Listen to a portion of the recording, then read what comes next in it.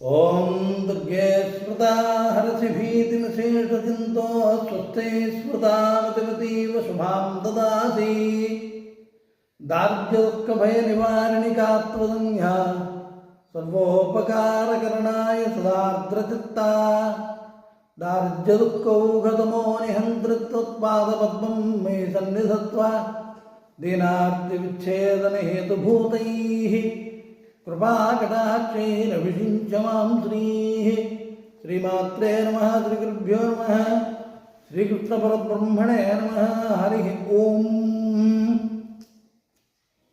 మనం 2025-26 సంవత్సరం విశ్వావసు నామ సంవత్సరం గురించి, సంవత్సరంలోని నవనాయకులు సంవత్సరాధిపతులు ఇచ్చేటువంటి ఫలితం ఏమిటి, ఆ ప్రభావం ప్రకృతి మీద ప్రజల మీద ఏ విధంగా పడుతుంది అన్నటువంటి విషయాన్ని మనం చెప్పుకుంటున్నాం. ఇందులో ఇప్పుడు ఈ విశ్వావసు నామ సంవత్సరంలోని ఈ విషయాలతో పాటు సంవత్సరాధిపతి రాహు, సంవత్సరానికి అధిపతి రాహు. ఈ రాహు సంవత్సరాధిపతి అయితే నవనాయకులు 30 మంది నాయకులు ఈ గ్రహస్థితి అంటే ఈ పోర్ట్ఫోలియోస్ అంటారు. అంటే ఏ విభాగాలు, ఈ 9 గ్రహాలు ఏ విభాగాలు అధ్యక్షత వహించి వాటిని నిర్వహిస్తున్నాయి అన్నటువంటి విషయాన్ని మనకి సంవత్సర ఫలితంలో చెప్తారు.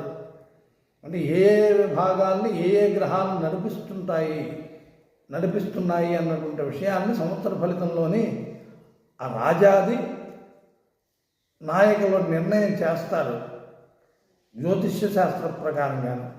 ఆ ఫలితాలు భూమి మీద, అంతరిక్షంలోని ఈ ఉండేటువంటి సర్వజీవరాశుల మీద, అలాగే భూమి మీద ఉండేటువంటి జీవరాశులు, పశుపక్షాదులు వీటి మీద, అలాగే మనకి జలచరాలు అంటే నీటిలో ఉండేటువంటి పరిస్థితులు, అగ్ని పరిస్థితులు, వాయు పరిస్థితులు, అంతరిక్ష పరిస్థితులు అన్నింటినీ కూడా మనం వాటి వల్ల ఆ గ్రహస్థితి పరిస్థితి వల్ల తెలుసుకోవలసి ఉంటుంది జ్యోతిష్శాస్త్ర ప్రకారంగా.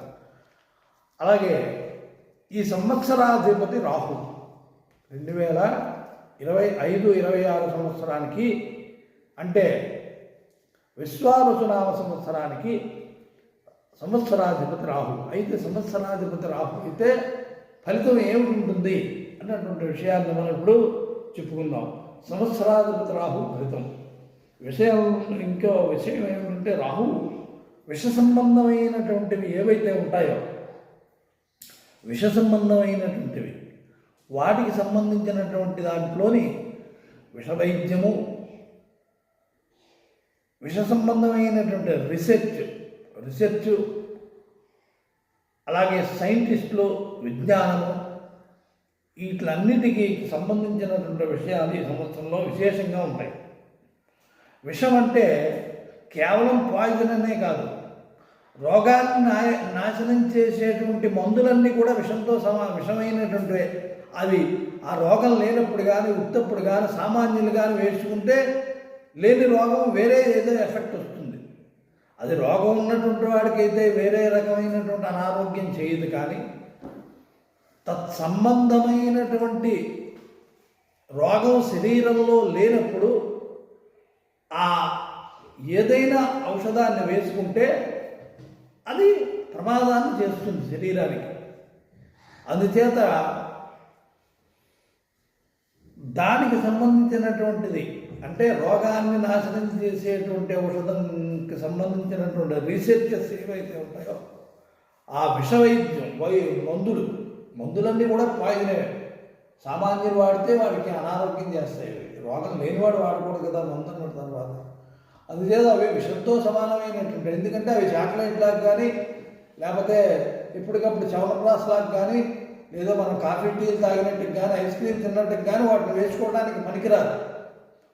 ఆ రోగం ఉన్నటువంటి వాళ్ళే ఆయా ఔషధాలను వేసుకుంటారు. కాబట్టి ఒక రకమైనటువంటి ప్రమాదకరమైనటువంటివి అవి అనారోగ్యాన్ని చేసేటువంటివి, అంటే అనారోగ్యం లేనప్పుడు వేసుకుంటే అనారోగ్యాన్ని చేసేటువంటివి. అందుచేత వాటిని విషంతో సమానంగా చూసి అది లైటింగ్కి, కాంతికి, వేడికి, తర్వాత దూరంగా ఉంచండి అని చెప్పి చిన్నపిల్లలకి అందరికీ దూరంగా ఉంచండి అని చెప్పి వాటి మీద రాస్తారు కూడా, మందుల మీద. అందుకు అలాగే అలాంటి మెడిసిన్ సంబంధించినటువంటి విషాంతో వైద్యం చేసేటువంటి విధానం మన ఆయుర్వేద శాస్త్రంలో ఉన్నది. దీన్నే కొన్ని దేశాల వాళ్ళు రీసెర్చ్ చేసి దాంతో ఆధునిక వైద్యానికి సంబంధించినటువంటి టీకాలు అవనండి, మందులు అవనండి, ఔషధాలు అవనండి వాళ్ళు తయారు చేస్తున్నారు. కానీ ఆయుర్వేదంలో పురాతన వేదకాలం నుంచి ధన్వంతరి దాన్ని బయటపెట్టాడు. అంతకుముందు మా ధన్వంతరి ఆవిర్భావానికి పూర్వం ఆయుర్వేదం లేక కాదు, ధన్వంతరికి పూర్వము వేదంలో ఉండేటువంటి అందరూ తపస్యాలులే.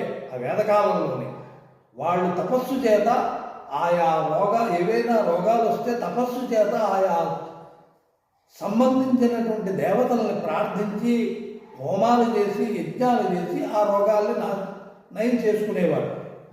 అప్పుడు ఔషధంతో పని లేదు, వేదమే ఔషధం. అందులో ఏ మంత్రం ఏ రోగాన్ని నాశనం చేయడానికి ఏ మంత్రాన్ని జపం చేయాలి, ఎక్కడ జపం చేయాలి, ఎంత చేయాలి, ఎంత హోమం చేయాలి అన్నటువంటి విషయాన్ని ఆ వేదంలో చెప్పబడినటువంటి ప్రకారంగా మహర్షులు ఆ వైద్యాన్ని తెలిసి ఉండేవారు. అది వైదిక వైద్యం. దాన్ని వేదిక్ వైద్యం అంటారు. వైద్యం అంటే వేద సంబంధమైనటువంటి మెడిసిన్. అది అక్కడ మంత్రమే మెడిసిన్. కొంతకాలం దాటిన తర్వాత ప్రత్యక్షంగా తపస్సు, తర్వాత తపోబలం, ఆధ్యాత్మిక బలం తగ్గిపోయింది.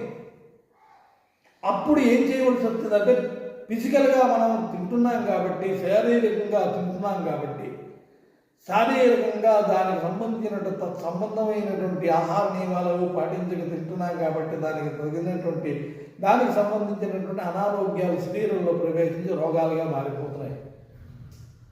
మారిపోతుంటే దీన్ని ఏం చేయాలి అంటే అప్పుడు దానికి విరుగుడు.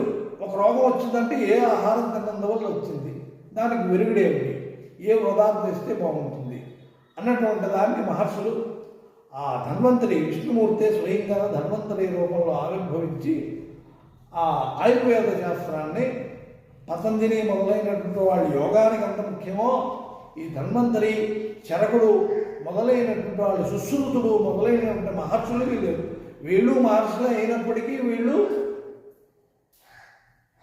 ఔషధాన్ని తయారు చేయడంలో మహర్షులు, వీళ్ళు తపస్సు చేసి ఔషధాన్ని తయారు చేయడంలో మహర్షులు లాంటి వాళ్ళు వీళ్ళు. పూర్వం అంతకుముందు ఉన్నటువంటి వాళ్ళు వేదంలో ఉండేటువంటి మంత్రాలతోనే ఆ రోగాల్ని, ఆయా దేవతల్ని పూజ చేసి ఆయా రోగాల్ని నయం చేసుకునేవారు. ఆ తర్వాత వైద్యం వచ్చింది. ఆ వైద్యంలో మనకిప్పుడు ఆయుర్వేద శాస్త్రం అంటాం. అది వేదంతో సమానమైనటువంటిది. అందులో వేదంలో చెప్పబడినటువంటి నియమాలను పాటించే ఆయుర్వేద వైద్యం కూడా చేయాలి అని.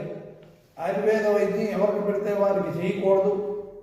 ఎవరికి ఏ విధంగా ఆయుర్వేద వైద్యం స్త్రీలకి, బాలకులకి, వృద్ధులకి ఈ పొటెన్షియల్ అంటారు. ఇప్పుడు మనం ఎంజీ మిల్లీగ్రామ్స్, ఎన్ని మిల్లీగ్రామ్స్ ఇవ్వాలన్నటువంటి ఇదంతా కూడా ఆయుర్వేద శాస్త్రంలో ఆ రోజుల్లోనే మనకి చెప్పబడి ఉంది భారతదేశంలోని. అలాంటి ఆయుర్వేద శాస్త్రంలోని విషంతోని ఏ విధంగా ప్రమాణం కలిగి మనిషి జీవులు చనిపోతాయి. అది ఆవే కావనండి, మనిషే కానివ్వండి, గేదె కావనండి, మేకే కానివ్వండి, మనం చూస్తుంటాం సాధారణంగా. కుక్కే కానివ్వండి, ఏదో పావు కాటో, తేలు కాటో, లేకపోతే పురుగు కాటు వల్ల చచ్చిపోతుంటారు. ఆ విషయం వల్ల, ప్రభావం వల్ల చనిపోతారు. పూర్వం వేదకాలంలో వాటి మంత్రాలతో నయం చేసేవారు. మనకి తపోబలం, దైవీ బలం, దాన్ని మనం సంపాదించుకోలేక ఫిజికల్ బలాన్ని, ఫిజికల్గా ఆహారం తినటం, తపస్సును తగ్గించేసుకొని మనం కాలం మార్పును బట్టి మానవులు తయారైపోయారు.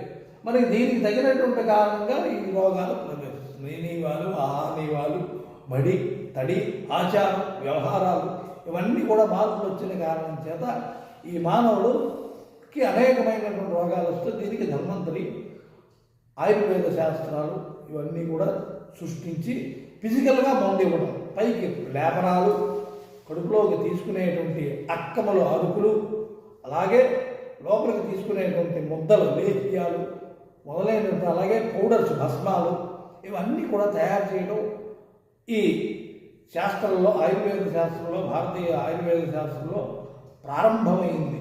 అప్పటి నుంచి ధన్వంతరి ఆయుర్వేదం మొదలైనటువంటి.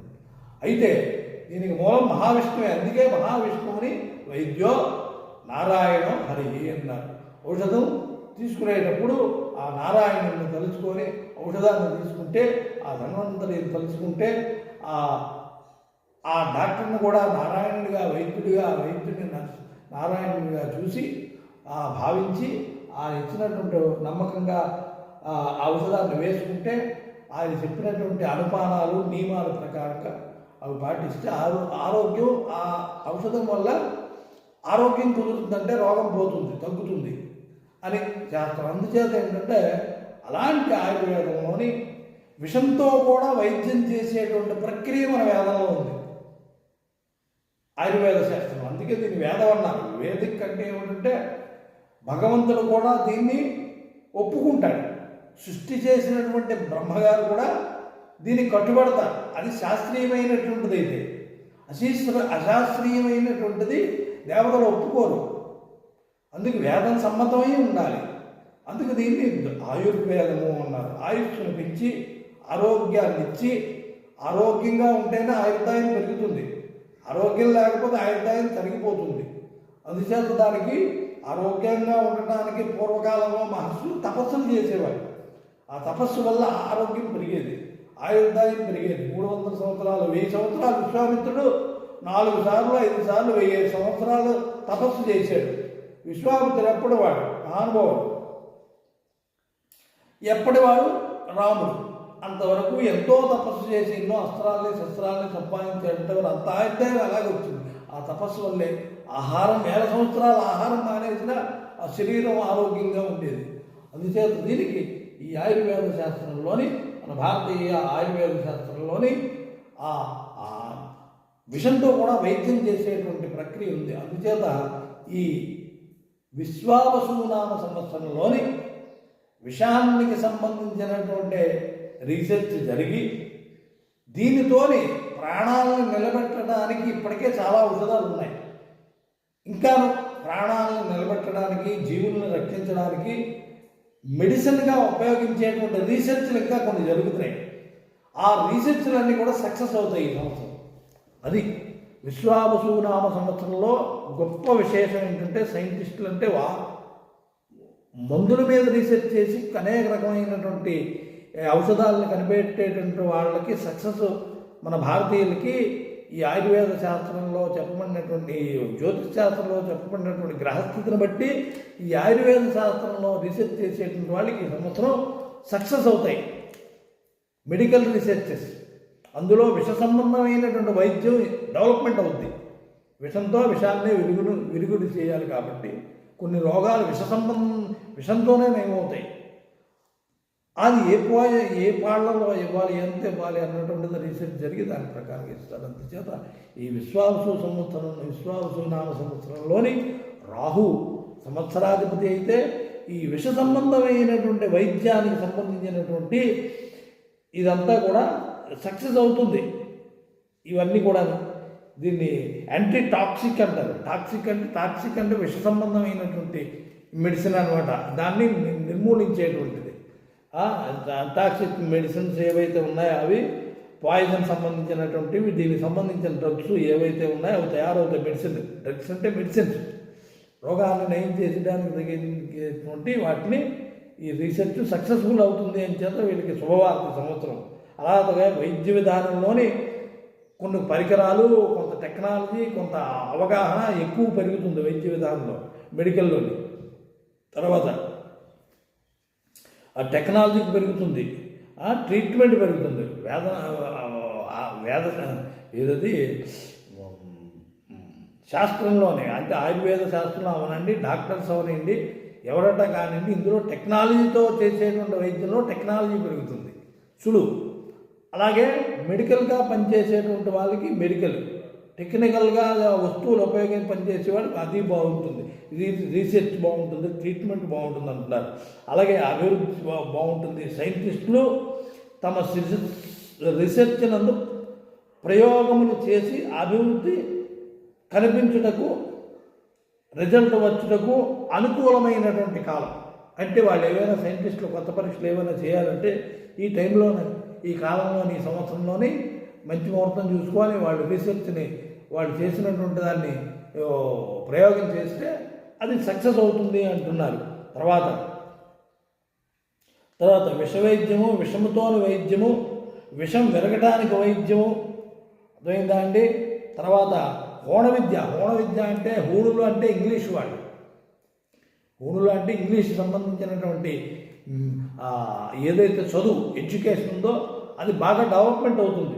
హోణ విద్య అంటే విదేశీయులకు సంబంధించినటువంటి విద్య, ఆ భాషకు సంబంధించినటువంటిది డెవలప్మెంట్ అవుతుంది. తర్వాత ఇంకా జాగ్రత్తగా ఉండవలసినటువంటి విషయాలు తర్వాత చెప్తున్నాడు. ఏమిటి చెప్తున్నారంటే విదేశాలకు వెళ్ళడానికి ఎగబాకే వాళ్ళు ఎక్కువ మంది ఉంటారు ఈ సంవత్సరం. ప్రతి వాళ్ళు కూడా అంటే అక్కడ అవకాశం ఉన్నప్పుడు నేను ఇప్పుడు ఉదాహరణకి మామిడి పళ్ళు ఊరికినే పంచుతున్నానంటే నేను కూడా పరిగెట్టి వెళ్ళడానికి ప్రయత్నం చేయొచ్చు, దానికేం తప్పేమీ లేదు. అలాగే కాలం అనుకూలంగా ఉన్నప్పుడు అటువైపే వెళ్తాయి అన్ని జీవులన్నీ. అంచేది విదేశాలకు వెళ్ళాలి అనుకునేటువంటి వాళ్ళు ఉద్యోగం అవనండి, వ్యాపారం అవనండి, విదేశం వెళ్ళి వ్యాపారం చేసే వాళ్ళకన్నా ఉద్యోగాలు వెతుక్కొని అక్కడ స్థిరపడిపోయి అక్కడ వ్యాపారాలు చేసుకునే వాళ్ళే ఎక్కువ మంది ఉన్నారు. అందుచేత అక్కడ స్థిరపడటానికి వెళ్ళిపోయినటువంటి వాళ్ళు కానీ ఏదట కానివ్వండి, విదేశానికి వెళ్ళటానికి ప్రయత్నం చేసేవాళ్ళు ఈ సంవత్సరంలోనే భారతదేశం నుంచి వెళ్ళేవాళ్ళు ఎక్కువ మంది పెరుగుతారు. వాళ్ళకి అవకాశం కూడా ఉంటుంది, వాళ్ళకి విదేశానికి వెళ్ళడానికి కూడా అవకాశం దొరుకుతుంది అని చెప్తున్నారు. ఎందుకే రాహు హోణ విద్యకి దీనికి సంబంధించిన ట్రాన్స్పోర్టు, విదేశాలకు వెళ్ళిపోవడం, స్వదేశంలో ఉండకపోవడం, దూర ప్రాంతాలకు వెళ్ళిపోవడం, ఇవన్నీ కూడా రాహువుకు సంబంధించినటువంటి ఈ రాహుగ్రహం ఇచ్చేటువంటి ఫలితాలు జీవులకి. అంచేత ఇలా ఉంటాయి. ఇంకా జాగ్రత్తలు ఏమిటి చెప్తున్నారంటే పేకాట క్లబ్బులు, బార్లు, రెస్టారెంట్లు, వీధి వంటకాలు అమ్మేటువంటి ఇవి ఉంటాయి. బళ్ళు మీద వాటి మీద వీధిలో వంటకాలు అమ్మేటువంటివి, వంటలు చేసి అమ్మేటువంటివి పదార్థాలు, అవి మనం ఇప్పుడు వీళ్ళు ఏమంటారంటే ఫాస్ట్ ఫుడ్ సెంటర్స్ మొదలైనటువంటి అన్నీను. తర్వాత ఇంకా మాంసపు వంటలు, మాంసంతో తయారు చేసేటువంటి వంటలు, ఆ తర్వాత మాంస విక్రయాలు, మాంసాన్ని అమ్మడం, ఇవన్నీ కూడా పశువధ సెంటర్లు. పశువధ సెంటర్లు అంటే పశువధ అంటే జీవుల్ని ఎక్కువగా చంపడం, మాంసం ఎక్స్పోర్ట్ చేయడం, ఇలాంటివన్నీ కూడా ఈ సంవత్సరంలో ఎక్కువగా ఉంటుంది, దీని ప్రభావం ఎక్కువగా ఉంటుంది అని చెప్పి మనకి ఇక్కడ తెలుస్తున్నది ఈ ఉండేటువంటి ఈ రాహు తాలూకా పరిస్థితి వల్ల. ఇంకా ఏం చెప్తున్నారు, బెట్టింగులు. ఏమండి బెట్టింగులు అంటాం కదా, ఇప్పుడు ఆ బెట్టింగులతోనే కూడుకున్నటువంటి ఆటలు, దీనికి సంబంధించినటువంటి ఆటలు, తగాదాలు ఎక్కువగా ఉంటాయి, జనాల్లో ఉంటాయి. వీటి కోసం ఎగబాగుతుంటారు జనాలు. విదేశములకు వెళ్ళుటకు జనం ఉత్సాహంగా చూపుతారు. కొంతమంది దూర ప్రాంతాలకు అనేక కారణములచే వెళ్ళవలసి వస్తుంది. అనవసరంగా విపరీతంగా జనులు ఖర్చులు చేయుదురు. రాహు అంతా కూడా అక్కర్లేనటువంటి ఖర్చు, ఏమిటి అవసరమో అది ఉండదు, ఖర్చు ఉండదు, అక్కర్లేనటువంటిది ఖర్చు. ఉదాహరణకు ఒక సూది కొనాలనుకోండి, ఇక్కడి నుంచి కారు తీసుకొని కారు ఖర్చు పెట్టుకొని 10 లీటర్లు పెట్రోల్ వేసి, లేకపోతే గ్యాస్ 2 సిలిండర్లు ఖర్చు అయ్యేటువంటి గ్యాస్ దానికి ఏంటంటే ఈ కారుతో ఆ సూది కొనడానికి వెళ్ళడం. ఆ సూది ఎంత, ఎక్కడ కొంటే దొరుకుతుంది, ఎవరి చేతైనా తెప్పించితే ఎంత అవుతుంది, అది మనం వెళ్తే ఎంత. అలాగే అక్కర్లేనటువంటిది కావలసిన దానికన్నా అక్కర్లేనటువంటి వాటికి ఎక్కువగా ఖర్చు. జనాల్లో విపరీతమైనటువంటి ఖర్చు ఉంటుంది. ప్రజల్లోని సంవత్సరం మొత్తం మీద అందరికీ, వాళ్ళకి వీళ్ళకి అని లేదు, మీరు నేను అనేటువంటి భేదం లేదు. రాజు దగ్గర నుంచి పేదవాడి వరకు కూడా విపరీతమైనటువంటి ఖర్చు, అక్కర్లేనటువంటి అనవసరమైనటువంటి ఖర్చు ఉంటుంది అని చెప్తున్నాడు. తర్వాత విదేశాలకు వెళ్ళేటువంటి వాళ్ళు ఎగబాగుతారు, ఎక్కువ మంది వెళ్తూ ఉంటారు, మొగ్గు చూపుతారు అని చెప్పబడుతుంది. కొంతమంది ఎక్కువ తర్వాత ఇంకా ఏమిటి విశేషాలు, ఇంకా విదేశములకు వెళ్ళటకు జనము ఉత్సాహపడుతుందరు. కొంతమంది పరదేశ జీవనము గడపవలసి వస్తుంది. కొంతమంది దూర ప్రాంతాలకు అనేక కారణములచే వెళ్ళవలసి వస్తుంది. ఇంకా విశేషం ఏంటంటే కొంతమంది ఉద్యోగరీత్యా అవ్వచ్చు విదేశాలకు వెళ్ళి ఉండాల్సి వస్తుంది కొన్ని ఉద్యోగాలు వాళ్ళు. అలాగే కొంతమంది అనుకోకుండా వెళ్ళిపోయి ఉండాల్సి వస్తుంది. ఇప్పుడు కొన్ని కారణాల చేత ఇప్పుడు కరోనా గట్టా ఉందంటే ఎక్కడ అక్కడ సంవత్సరం 2 సంవత్సరాలు సంవత్సరాలుగా పాపం ఉండిపోయారు విదేశాల్లో కూడా. అక్కడి నుంచి రావడానికి చాలా కష్టాలు పడి ఉండిపోయారు వాళ్ళు. మరి అలాంటి పరిస్థితులు యుద్ధాలు గట్టా వచ్చినప్పుడు అక్కడే ఉండిపోవాలి, రావడానికి అవ్వదు. మళ్ళీ రావాలంటే చాలా కష్టాలు. ఇలాంటివన్నీ ఏవో అనేక కారణాలు ఉంటాయి, మనం ఈ కారణం అని చెప్పలేము. అలాంటి కారణాల్లోని విదేశాలకు వెళ్ళి అక్కడ ఉండిపోయేటువంటి వాళ్ళు, కారణం లేకుండా ఉండిపోయే వాళ్ళు కూడా ఉంటారు. కొంతమంది అనేక కారణాల చేత విదేశాలకు వెళ్ళవలసి వస్తుంది. విపరీతంగా జనాలు ఖర్చు చేస్తారు. తర్వాత పైగా ప్రయోజనం లేని ఖర్చు. రాజనాయకులకు అంటే రాజకీయ నాయకులకు స్థిరమైన మాట ఏది ఉండదు. జనరల్గా రాజకీయ నాయకులు అంటే స్థిరమైన మాట ఉండదు. ఎందుకంటే అది అసెంబ్లీలోనో లేకపోతే పార్లమెంట్లోనో అది బిల్ అయ్యి అది పాస్ అయ్యే వరకు కూడా స్థిరమైన మాట కాదు. అది నాలుగు మీద మాటే, మీకు అలా చేసేస్తాం, ఇది ఇలాగైపోతుంది అది అలాగైపోతుంది అనేటువంటి మాటగానే చెప్తారు. ఎవరు అడిగిన వాళ్ళందరికీ సంతృప్తి పరచడానికి ఏ నాయకుడికి ఆ నాయకుడే చెప్తారు అలాగా. కానీ ఇక్కడ అదే చెప్తున్నారు, ఈ పరిస్థితిలో రాజకీయ నాయకులకు స్థిరమైన మాట కానీ పని కానీ ఉండదు అని చెప్తున్నారు. అంటే ఏమిటి పని ఉండదు, వాళ్ళు ఏం చేయరని ఏం చెప్పట్లేదు. అది ఈ గ్రహస్థితి వల్ల వాళ్ళ తాలూకా పనులు ఆలస్యం అయిపోతే ఇగో అవుతాయి అదిగో అవుతాయి అంటే స్థిరంగా ఎప్పుడైంది పని అది టైం పట్టేస్తుంటుంది అలాంటి వాడికి అనేటువంటి సూచన కూడా చెప్తున్నారు. తర్వాత స్థిరమైన మాట స్థిరమైన పని కానీ ఉండదు అనడానికి కారణం అంటే రాజకీయ నాయకులందరూ ఇలాగ ఉంటారని కాదు, ఇలాంటి పరిస్థితి వస్తుంది సుమా గ్రహస్థితి వల్ల అని అంటమే తప్ప అయితే రాజకీయ నాయకులు ఇలాగ అన్నారు. ఈ జ్యోతిష్యం సూచనప్రాయంగా చెప్తే దాన్ని పాటిస్తే ఖచ్చితంగా ఆ ప్రభావం మనకు కనిపిస్తుంది. తర్వాత ప్రభుత్వ ప్రయత్నాలు జరుగుతాయి. ప్రజలపై ట్యాక్స్ వేయడానికి ప్రభుత్వ ప్రయత్నాలు జరుగుతాయి. అంటే ఏమిటంటే ప్రభుత్వానికి ఏదైతే పథకాలను అమలు చేయడానికి, ప్రజలకి క్షేమం కలిగించడానికి, దేశాన్ని రక్షించడానికి ఖర్చులు ఉంటాయి. ఆపదల్లో ప్రజలను రక్షించడానికి ప్రమాదాలు వచ్చాయనుకోండి, ప్రకృతి వైపరీత్యాలు, వరదలు, తుఫాన్లు, యాక్సిడెంట్లు, ట్రైన్లు, విమానాలు యాక్సిడెంట్ అయిపోతే కొన్ని కోట్ల రూపాయలు అక్కడ ఖర్చు పెట్టాలి. అది ఎవరిస్తారు? అది మా ప్రభుత్వానికి. రాజుగారు ఎక్కడి నుంచి తెస్తారు డబ్బు? ఈ ట్యాక్సుల రూపంలో వచ్చినటువంటి ధనాన్ని అలాగ అన్ని విభాగాలకి దాచి మెడికల్ కింద, డిఫెన్స్ కింద, సైన్స్ కింద, రీసెర్చ్ కింద అని చెప్పి దాన్ని ఆయా విభాగాలకి ఈ ట్యాక్సుల రూపంలో వచ్చినటువంటి ఆదాయాన్ని అక్కడ బడ్జెట్లోనే కేటాయిస్తారు వాటికి. అందుచేత అక్కడ ఆర్థిక లోటు ఉంటుంది. మనకి ముందు చెప్పుకున్నటువంటి ప్రకారంగా ఈ సంవత్సరం అన్ని దేశాలకి ఆర్థిక ఇబ్బందులు ఉంటాయి. అన్ని దేశాలకి వీడు వాడు లేదు, ఎవరికి ఉన్నటువంటి ఆర్థిక ఇబ్బందులు వాళ్ళకు ఉంటాయి. ఇప్పుడు కొన్ని దేశాలు ఉన్నాయంటే ఆ బంగారం కుర్చీ మీదే కూర్చుంటారు, బంగారపు బల్ల మీదే కూర్చుంటారు, బంగారం దువ్వెలతోనే దూకుంటారు, కానీ వాళ్ళకి ఆర్థిక ఇబ్బందులు ఉంటాయి. అంచేత ప్రతి వాళ్ళకి కూడా ఆర్థిక ఇబ్బందులు ఉంటాయి. కాబట్టి ప్రభుత్వం తాలూకా పనితీరులోని పథకాలకు ఆలస్యం అవుతుందంటే వాళ్ళకి ఆర్థిక బడ్జెటే లోటు. ఆర్థిక బడ్జెట్ ఉంటే పథకాలు రిలీజ్ చేసేస్తారు కదా, అమలు జరుపుతారు కదా. అంటే ప్రభుత్వాలకి కూడా వాళ్ళకి కూడా ఆదాయం తక్కువగా ఉంటుంది. అప్పుడు ఏం చేస్తుందంటే అదనంగా ట్యాక్సులు వేసి ప్రజల నుంచి ఆదాయం వచ్చిన తర్వాత దాన్ని మళ్ళీ వినియోగిస్తారు. అంచేత ప్రభుత్వం కూడా ప్రజల నుంచి ట్యాక్సులు, కొత్త రకమైనటువంటి ట్యాక్సులు వసూలు చేయడానికి తగినటువంటి చట్టాలను తయారు చేసి ఈ రూపంలో ఇది ఈ ట్యాక్సులు, ఆ రూపంలో ఆ ట్యాక్సులు, చాలా మంచి 10 పైసలు చొప్పున ట్యాక్స్ వేసి కొన్ని 100 కోట్లు అయిపోతుంది అక్కడ.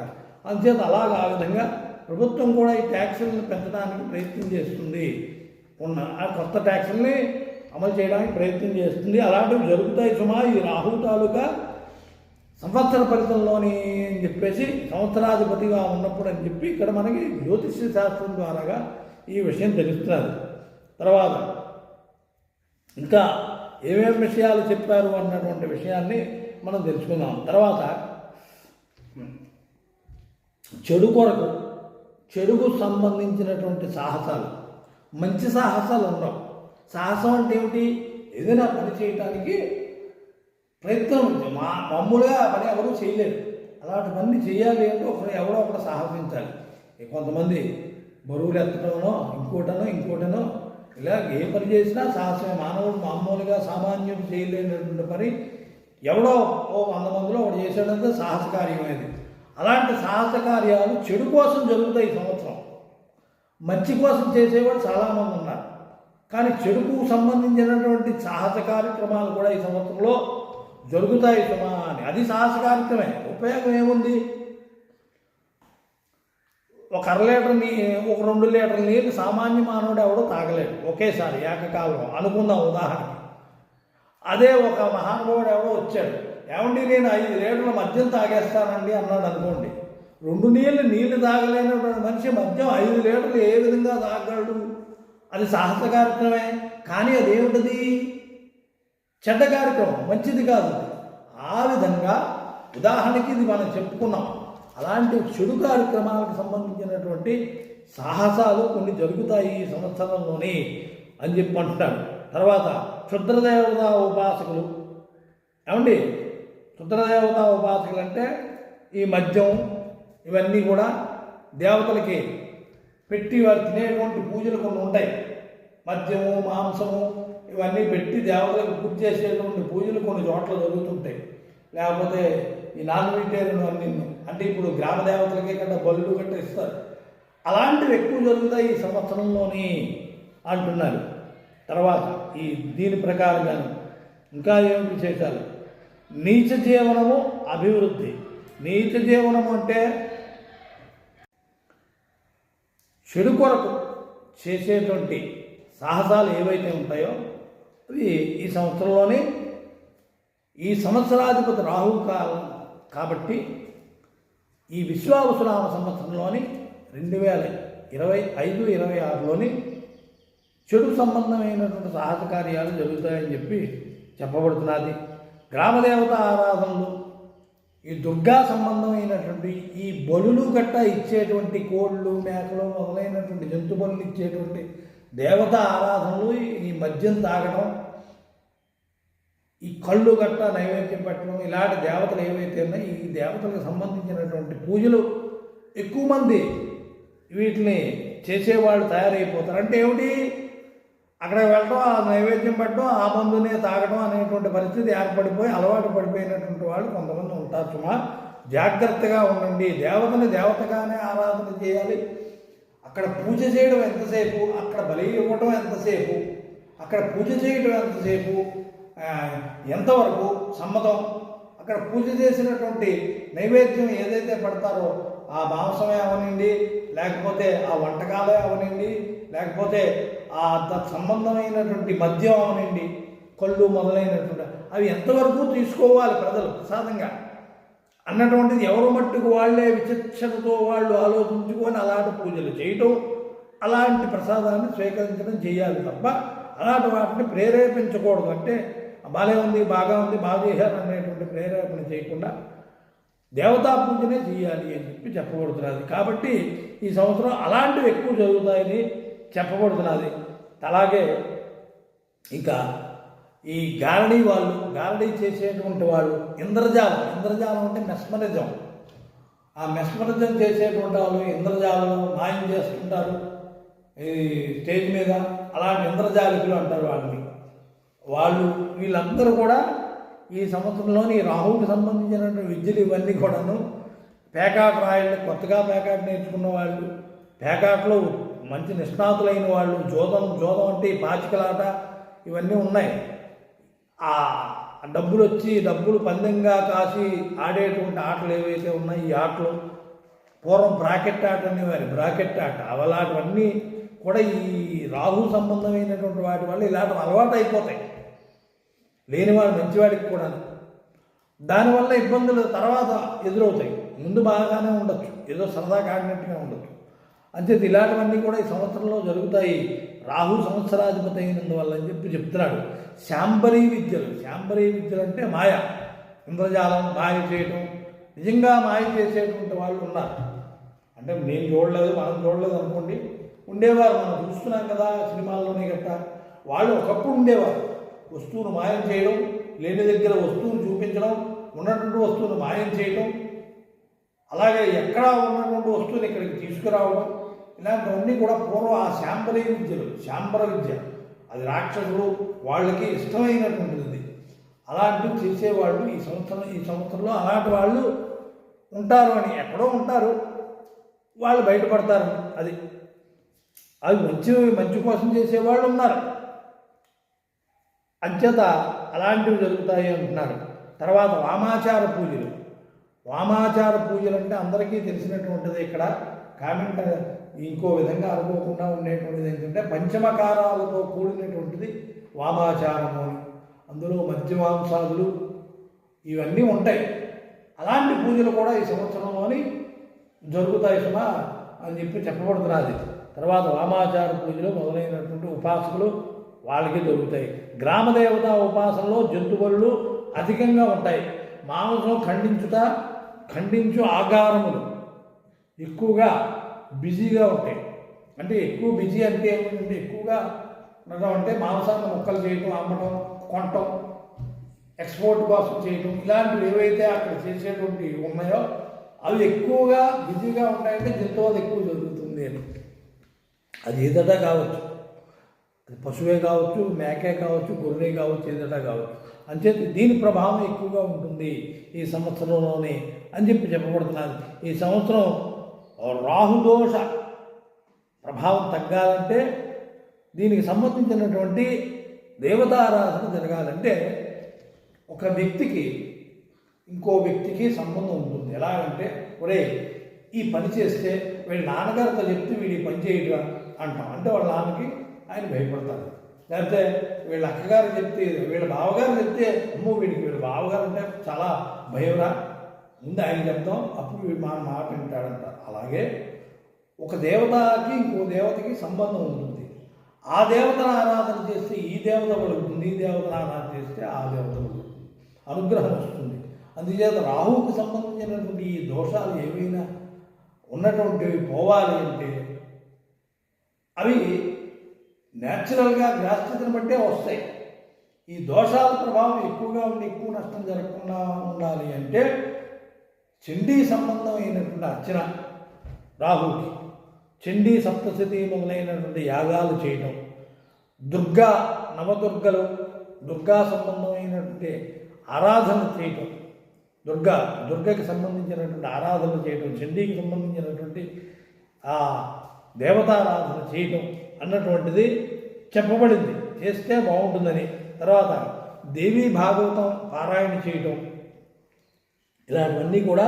అలాగే సౌభాగ్యశ్రీ సంబంధించినటువంటి యజ్ఞాలు నుండి యాగాల నుండి ఏదైనా కానివ్వండి, ఈ యాగాలు శ్రీయాగం అంటాం, ఆ శ్రీయాగం చేయటం, ఇలాంటివన్నీ చేయాలి.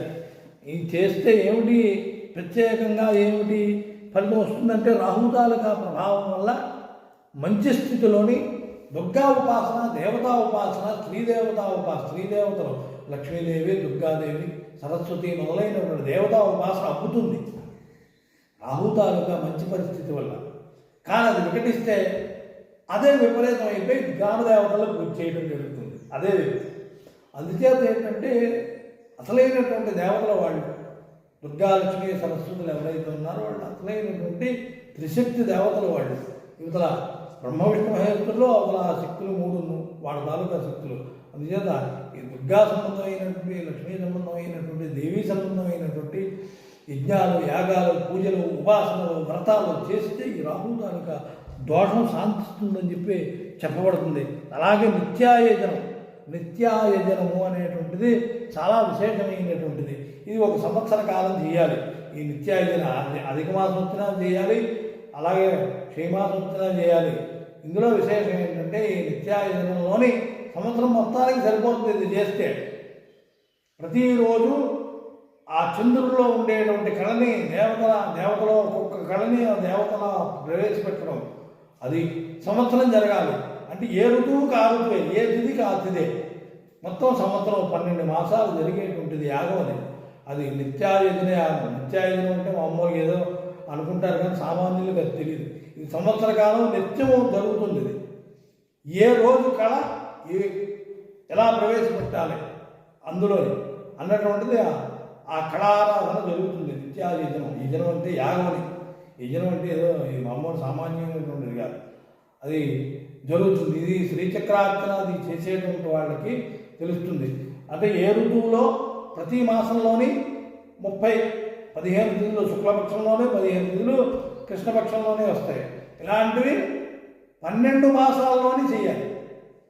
అధిక మాసం వస్తే అధిక మాసం కలుపుకుంటే కానీ సంవత్సరం కాదు కాబట్టి అధిక మాసంలో కూడా చేసి మొత్తం 12 మాసాలు చేయాలి. అప్పుడు పూర్తి అవుతుంది. అంతే ఇలాంటి నిత్యాయోజనాలు సంబంధించిన యాగాలు ఈ సంవత్సరం చేస్తే చాలా మంచిది అని చెప్పేసి మనకు తెలుస్తున్నది.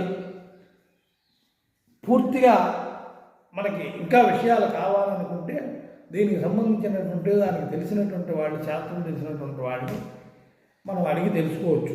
వివరాలు కావాలంటే ఈ నిత్యాయుధన యాగం సంవత్సర కాలం చేసేది ఏమిటి? స్త్రీలు, పురుషులు, యువకులు విలాసవంతమైనటువంటి జీవితాన్ని గడుపుతారు అని చెప్పబడింది. విలాసము అంటే కారణం లేకుండా ఏదో ఎంజాయ్ చేస్తున్నారండి, ఎంజాయ్ చేయాలండి అంటున్నారు చూసారా. అక్కర్లేదే బీచ్లకు పోవడం, అక్కర్లేదే సినిమాలకు పోవడం, అవి ఏ పని లేదే బుల్లెట్ వేసుకుని ఊరంతా తిరిగేయడం, ఏ పని లేదే కారు వేసుకుని ఊరంతా తిరిగేయడం. ఏమిటి దీనివల్ల ప్రయోజనం ఏముంది? ఇలాంటివన్నీ కూడా ఇప్పుడు ఈ యువతలోనే కనిపిస్తున్నది.